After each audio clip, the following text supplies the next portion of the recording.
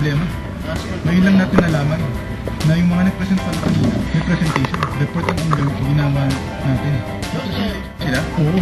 Kaya ang gusto kong gawin mo ngayon, magandang report, magandang presentation para ihahabol natin mamaya. Gawin mo yun. Dami ko nang ginagawa. Anong oras kasi? Alas 11. Alas 2 na yun. Kailangan talaga mag-isip. O sige, makakaasa ka. Higing best. Ang kaya mo naman namin gawin mo?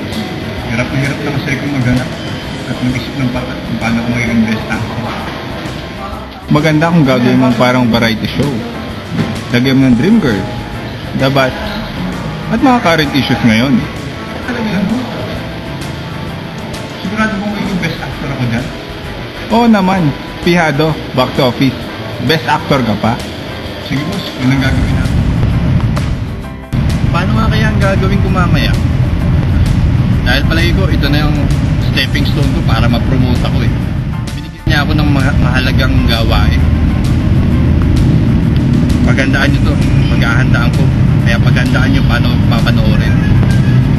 Mula sa Tropa Pogi, Mike. Mike, the best ka talaga. Ikaw ang best actor. Para sa amin, Number 1 ka.